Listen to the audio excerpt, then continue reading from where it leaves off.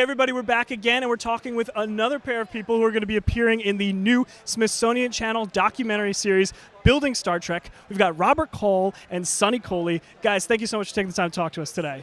So for the people at home who haven't seen the documentary yet, you guys have essentially built a tricorder. That's right. We built a working Star Trek medical tricorder.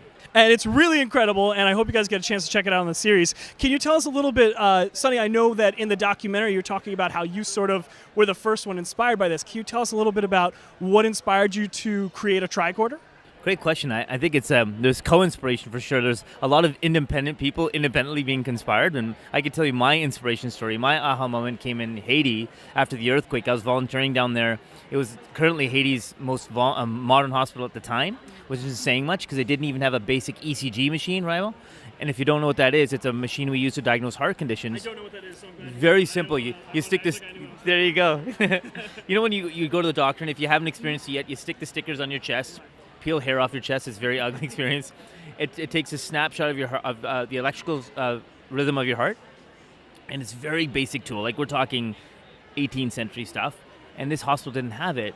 And literally that night over some cheap Haitian beer, myself and a couple engineers thought, you know what, the world needs an ECG machine that's smartphone based, and so off I went creating one.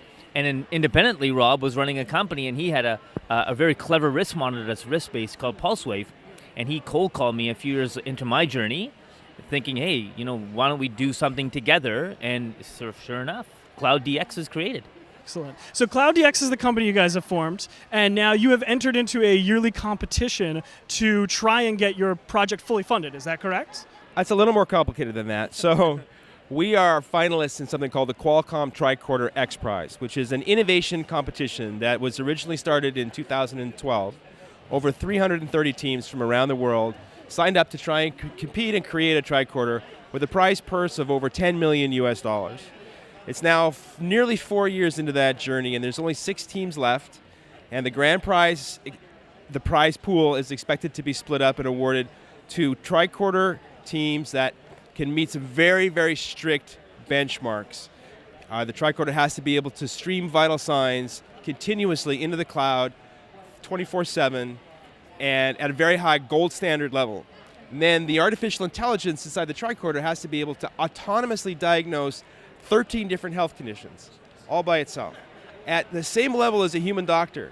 So it's an extraordinarily hard challenge, but we're just thrilled to be one of the competitors and to be able to bring our tricorder to Building Star Trek.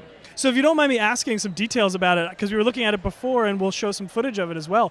It looks like it's based entirely on a smartphone. Is it just an app and then you connect it to the larger system? How does it work? That's right, Ryan. Actually, so we tried to pay homage to the original tricorder. So we have 3 pieces to our tricorder. Right. One is a wearable that picks up all the vital signs of your body, which doesn't sound like much, but I run an intensive care unit, and we basically just compartmentalize an entire intensive care unit. All those wires tethered to your body are now just around your neck, and you can go to sleep with it, you can play sports with it. And that's how it'll keep the vital signs on a person 24/7. That's right, and so you can detect things when they're not don't even know they're feeling symptoms yet, or when they're sleeping, and all of that goes to the smartphone and into the cloud. And then we have 2 other pieces: a handheld device that you can use to image your inner ear and other parts of the body. And with image detection, you could probably detect pathology. So the naked eye may not detect it, or maybe a lay person wouldn't know they have an ear infection. But if we put some image processing technology in, maybe it'll tell them they have an ear infection. We're sort of growing that still. And then something that you can breathe into the end of to diagnose lung condition. And then there's another base station that can detect various conditions through bodily fluids. And we partnered with Stanford and brought some Nobel Prize-winning technology to the table and miniaturized it for this. That's incredible. So what is your hope or objective with all of these pieces? Do you hope to someday get it to a point where you have a tricorder that's just all one device, or what do you plan to do? Well, you know, it's interesting. When you watch Star Trek, what you realize is that the tricorder they use in Star Trek is really designed to be used as a tool by scientists. But what we've had to invent in order to be part of this competition is a system that works all by itself. There are no scientists or doctors involved. So it really will be a platform. There's going to be multiple tools, wearables, little portable scanners that scan the body. There's always going to be an artificial intelligence in the cloud behind it that's analyzing all the data, continually updating and tracking your whole life. So the real vision of a real tricorder is not just to sort of answer one question on the spot, he's dead, Jim. It's much more about how is your health changing over time? As we all get older, our health changes. We use most of the healthcare resources in the last few years of our life. But before that, there's all kinds of tiny little signs and symptoms that things are changing in your body. So we're tracking all of that in the cloud. We're going to build a whole picture, a 3D model of you, and then we're going to hopefully tell you what you have to do to stay healthy as long as possible. That's our goal.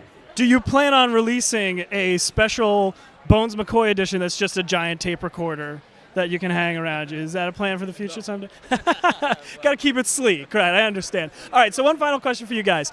You guys are pushing us forward. You're inventing a tricorder. What piece of Star Trek technology do you guys hope to see sometime in the future that doesn't exist yet?